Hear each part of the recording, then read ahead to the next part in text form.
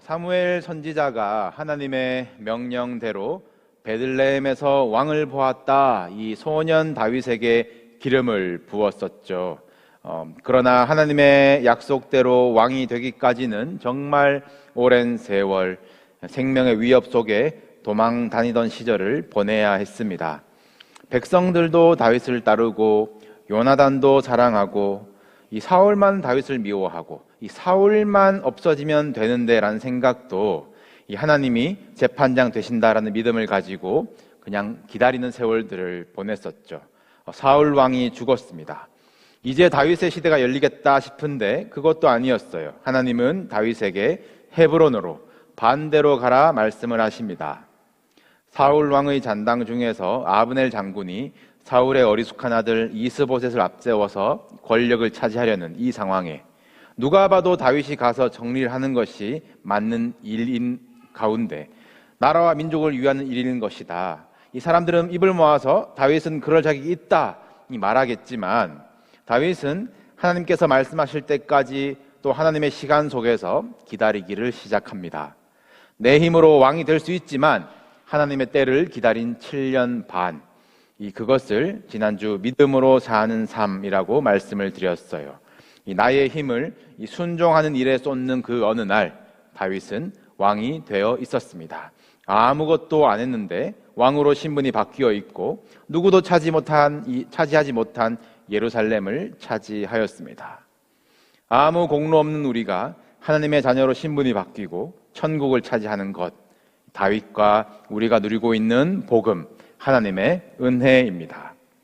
하나님이 나를 부르셨구나, 하나님이 다 하시는구나, 이 은혜를 깨달은 자의 반응이 또 그리고 그렇게 살겠습니다 다시 결단하는 행동이 바로 예배입니다. 그래서 다윗은 자기가 왕이 되었지만 고백으로는 왕이신 나의 하나님, 이 고백이 가능한 것이에요. 하나님은 다윗을 들에서 광야에서 동굴에서 함께 하시며 드디어 왕으로 세우신 것이 아니라 드디어 하나님이 찾으시던 예배자로 세우신 것입니다. 오늘 본문이 드디어 이스라엘에 멈춰졌던 예배가 회복되는 장면이거든요. 오늘 예배에 대해서 이해가 깊어진 기회가 되시면 좋겠는데, 이 예배의 전제 조건은 하나님의 임재와 부르심입니다. 하나님이 여기 임재하셨다. 우리는 하나님 앞에 서 있다. 우리는 하나님께 감사함으로 드린다. 하나님은 말씀을 주신다. 이런 인식과 믿음으로 예배를 드려야지 그냥 우리끼리 사람의 모임으로 모여서 허공에다가 노래하고 그냥 좋은 해설 듣고 기부금 내는 단체가 되면 안 되는 것이에요. 임재와 부르심이라고 말씀을 드렸습니다. 우리가 여기 모여가지고 하나님 오십시오 초대하고 소환한 건 아닙니다. 구별된 곳에 임재하신 하나님께서 우리를 부르셔서 우리는 나올 자격이 없지만 십자가 보혈을 의지하여 나오는 것이에요. 내 발로 왔는데? 아닌데 난 그냥 끌려서 왔는데? 오실 수는 있죠. 그러나 예배자, 이 예배 드린다는 것에는 하나님이 나를 불러주신 그 부르심의 은혜가 우리에게 있는 것이고 우리는 부르심에 응답하는 것이 예배인 것입니다.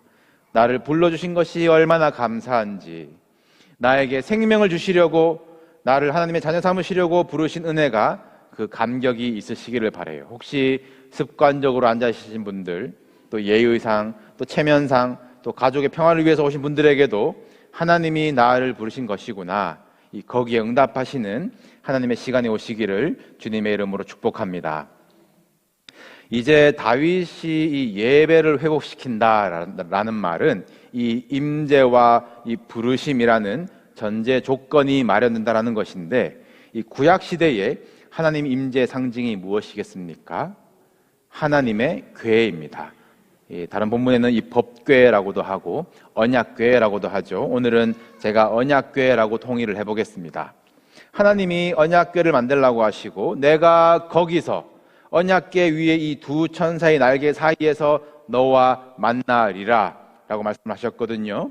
이 시내산의 구름, 이 성막 위에 있는 구름을 임재의 상징이라고도 보시는데, 더 정확히는 성막 위에 구름, 그 안에 지성소 법궤 위에, 언약궤 위에 하나님이 임재하시는 겁니다. 이 구름은 부르심이라고 볼 수 있죠.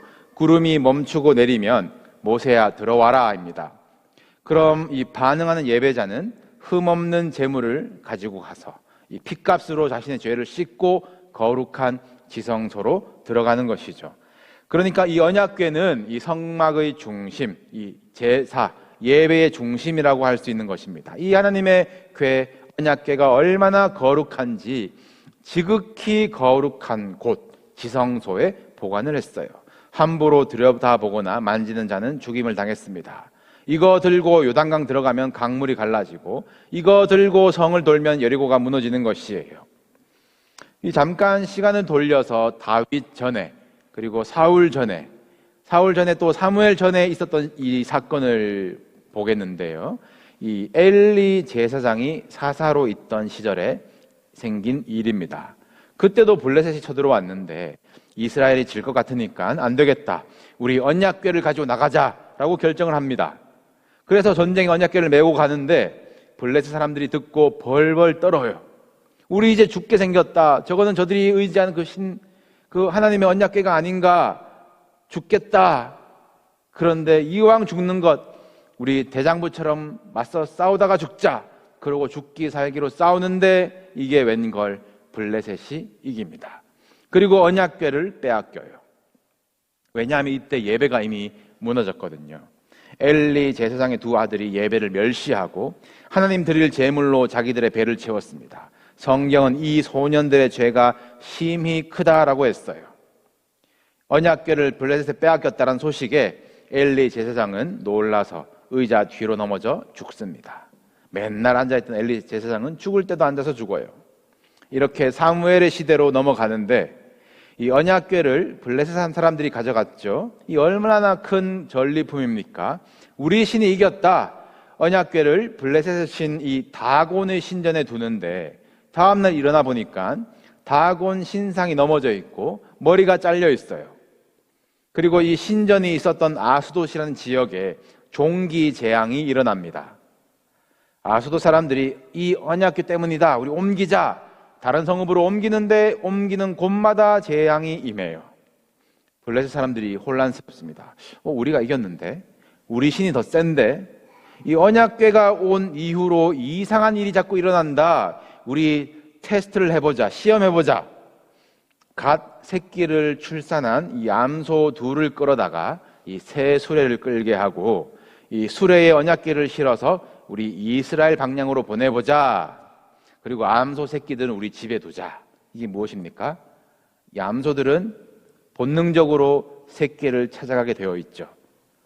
그런데도 이스라엘로 간다면 우리 이 언약궤를 그냥 돌려보내자라고 시험합니다. 그렇게 새 수레에 언약궤를 실어서 이스라엘 방향으로 출발시키는데 이 어미소들이 좌로도 우로도 치우치지 않고 곧바로 갑니다. 그런데 울면서 가요. 새끼들이 뒤에 있기 때문에. 그렇게 블레셋에게 빼앗겼던 언약궤를 이스라엘이 되찾습니다. 정확히는 이 언약궤가 알아서 있어야 할 곳으로 돌아온 것이죠. 이스라엘 백성들이 저기 뭐가 온다 그러고 언약궤를 들여다보다가 그 자리에서 70명이 죽습니다. 너무 무서워서 아비나답이라는 사람의 집에 들여다 놓고 언약궤를 지키게 해요. 여기까지 이야기 잘 따라오고 계시죠? 네. 오늘은 등장 인물들을 잘 기억하셔야 합니다. 이 사무엘이 마지막 사사로서 잘 했습니다. 끊어졌던 하나님의 말씀이 다시 들리게끔 한 이 위대한 지도자예요. 그런데 사무엘에게 조금 아쉬운 점은 그의 사역 스타일이 이 순회하는 이 선지자였어요. 여기저기 다니면서 집회를 하고 말씀 전하고 선지자 학교를 세우고 길 가다가 사울을 만나고 다윗의 집을 찾아가고 이 사무엘과 관련된 사건은 전부 위치가 제각각입니다. 이 이스라엘 신앙의 중심을 세우지 못했다라는 것이 아쉬운 거예요. 이 신앙의 중심이 없으니까 이 언약궤 둘 곳이 마땅치 않았습니다. 그냥 그렇게 20년간 방치가 되어요. 그 다음 사람 이 사울은 이 종교 퍼포먼스 매니아면서 왜 이 언약궤를 생각하지 못했을까 이해는 안 되지만 그렇게 사울의 시대도 언약궤는 잊혀진 채로 지나가고 학자들에 따라서 50년에서 70년간 언약궤는 방치되어 있습니다. 저는 70년이라고 보거든요. 다윗이 예루살렘에서 왕이 되고 이 도시를 하나님의 거룩한 성으로, 하나님이 내 따라 부르시는 이 시온 성으로 올려드리면서 이스라엘의 신앙의 중심을 세우고자 합니다. 이제 여기에 언약궤가 있어야 되겠다, 다윗은 생각해내어요.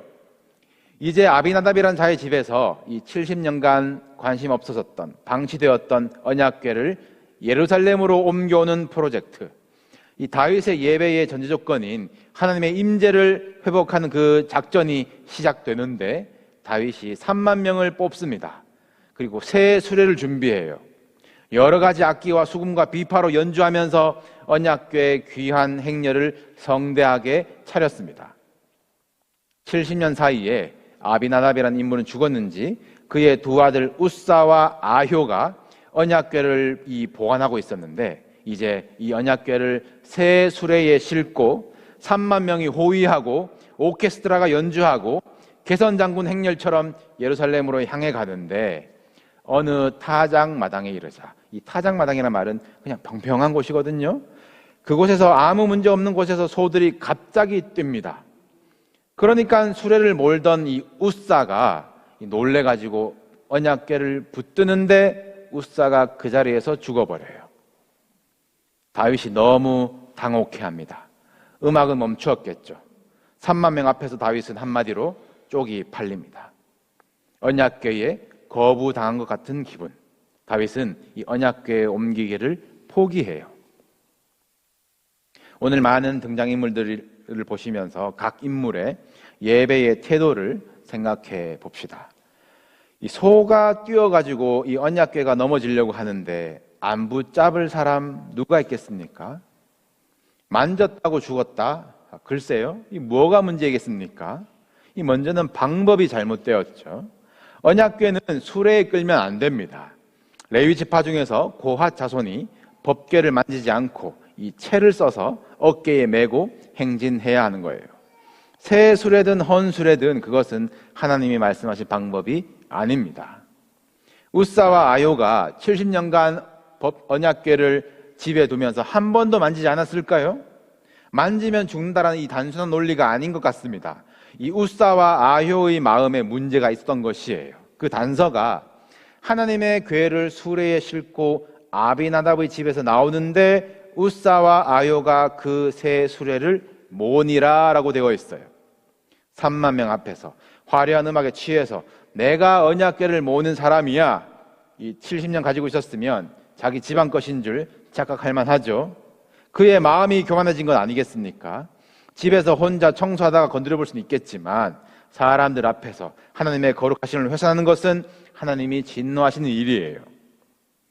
우리의 예배가 이 수레에 싣는 이 효율을 추구하는 예배가 되지 않기를 바랍니다. 이 팬데믹 동안 우리가 모이는 것의 의미와 이 예배의 본질에 대해서 고민하는 유익한 시간도 가졌지만, 또 한편으로 가장 많이 침범된 이 부분이 이 효율성을 따지는 부분이 아닌가 싶어요. 안전하게 효율적으로, 혹시 죄송합니다만 집에서 편한 옷으로 소파에 기대서 성경책 한 번 안 펴고 화면만 보고 있으면 일어설 필요도 없이 예배 드렸다.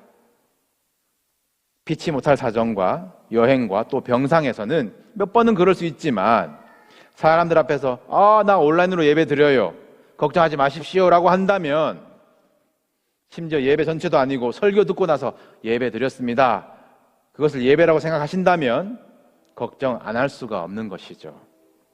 느려도 힘들어도 어깨에 메고 가는 것이 하나님의 임재를 구하는 태도입니다. 예배를 이리 가자 저리 가자 내가 모는 수레로 여기시면 안 되는 거예요. 오늘 찬양이, 오늘 말씀이 내가 가려웠던 것을 시원하게 긁어주네, 조심하셔야 됩니다. 저를 우사와 아효의 자리에 앉히지 마세요. 저 사람 운전 잘하네, 설교가 어떻네, 이것이 예배의 성패가 아닙니다. 우리 모두가 하나님 앞에 서 있다. 우리 모두 동일한 부르심을 받았고 한 말씀을 받는다. 그 말씀이 나의 마음에 찔림에 불편함을 주더라도 하나님이 나에게 원하신 뜻이 무엇인지, 내가 변화받아야 하는 부분, 깨뜨려야 하는 부분이 무엇인지, 우리의 마음이 중요한 것이에요. 그 마음의 순종함에 따라가는 우리 예배가 되기를 주님의 이름으로 축복합니다. 이 언약궤가 돌아오는 이 잔치 분위기가 이 초상집 분위기가 되었어요. 다윗이 낙심하고 두려워합니다. 여호와의 궤가 어찌 내게로 오리요? 어디다 두지? 하다가 근처 이 가드 사람 오벳 에돔이라는 집에 보관하게 되어요. 이 뒤의 내용을 보시면 추론되시겠지만 아마 이 오벳 에돔이 자원하여서 저희 집에 모시겠습니다 한 것 같습니다. 이 가드 사람 오벳 에돔이래요. 블레셋 출신입니다. 이 언약궤가 이 사람의 집에 3개월을 있게 되는데 하나님이 오벳 에돔과 그의 온 집에 복을 주세요. 이 3개월 만에 온 나라에 소문이 날 정도니까 하나님의 단위가 우리가 상상하는 것 이상이었지 않겠습니까? 오벳 에돔의 집과 소유의 복을 주셨다. 그리고 그 자녀들이 얼마나 복을 받는지 이 역대상에 보시면 이 솔로몬 성전 일꾼들 명단이 나오는데 62명의 자손 리스트가 나오고요. 이들이 다 오벳 에돔의 자손이라. 그들과 그의 아들들과 그의 형제들은 다 능력이 있어 직무를 잘하는 자니라는 칭찬을 받는 집안이 되었어요. 능력이 있대요. 70년 가지고 있던 집안은 초상집이 되고 3개월 가지고 있던 집은 복을 받습니다. 이 오벳 에돔의 비결은 무엇일까?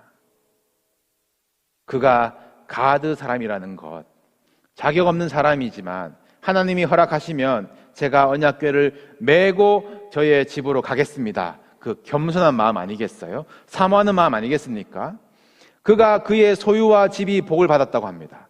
얼마나 유복해졌겠어요. 그런데 아까 이 성전 일꾼들 리스트라고 말씀드렸는데 오벳 에돔이 맡은 직분이 화려한 직분이 아니에요. 성전 문지기라고 했습니다. 다윗이 저는 악인의 장막보다 성전 문지기가 좋습니다라고 찬송하면서도 지는 궁궐에 살아놓고, 오벳 에돔은 소유가 얼마나 복을 받았고 가드 사람이 이제 출세길이 열렸네 상관없이 실제로 성전 문지기로 살았어요. 그의 능력이 있다는 자녀들이 그 집안이 대대로 성전 문지기로 섬기며 살도록 가르쳤습니다. 이게 사모함 아닙니까? 오벳 에돔의 겸손함과 사모함을 하나님이 기뻐하시는 거예요. 주인의 상에서 떨어지는 이 부스러기를 사모한 수로보니게 여인에게 예수님은 내 믿음이 크도다 하시는 겁니다. 여러분들에게 예배의 사모함이 있으십니까? 자격 없는 나를 하나님의 임재 앞으로 부르신 감격이 있으십니까? 집과 자녀와 소유의 복을 받으려고 예배하는 것 말고 주 예수보다 더 귀한 것은 없네, 그 사모함이 있으시기를 바랍니다. 그것이 하나님이 기뻐하시는 예배고, 하나님이 기뻐하시면 오벳 에돔의 복은 따라올 줄로 믿습니다. 자녀들이 능력 있는 자가 되도록 가르치십시오. 세상 능력 말고 예배하는 능력. 여러분의 집이 평생 성전문을 출입하는 복을 누리시기를 주님의 이름으로 축복합니다. 오벳 에돔이 복받았다는 소식을 듣고 다윗이 용기를 얻어요. 하나님의 때가 되었구나. 다시 오벳 에돔의 집으로 가서 이제는 언약궤를 메고 다윗성 예루살렘으로 걸음을 시작합니다. 떨리는 마음으로 6걸음을 가요. 무사한 것에 감사하면서 제물을 잡아서 제사를 드립니다. 하나님이 받으셨다. 기쁨으로 온 백성과 환호해요. 그리고 다윗은 여호와 앞에서 힘을 다하여 춤을 춥니다. 그가 배 에봇을 입었대요. 화려한 것 하나 없는 밋밋한 배 에봇, 겸손함입니다. 이것이 다윗의 예배이거든요. 내가 왕인데 백성들이 보고 있는데 이게 아니라 하나님 앞에 내가 서 있다. 하나님 앞에 내가 뛰놀며 춤추리라. 예루살렘 갈 때까지 이렇게 춤추면서 갔나 봅니다. 언약궤가 드디어 다윗성에 들어가고 다윗은 또 번제와 화목제로 예배를 드리면서 오게 하신 것 감사합니다. 그리고 이 기쁨을 백성과 함께 나누어요. 백성들에게 떡과 고기와 먹을 것을 주고 집으로 돌려보냅니다. 해피엔딩이면 좋은데 이게 불편한 사람이 있어요. 미갈이라는 여인이 나오는데 사울의 딸이라고 소개가 됩니다. 사실 다윗의 첫 번째 아내인데 성경은 굳이 사울의 딸이라 말해요.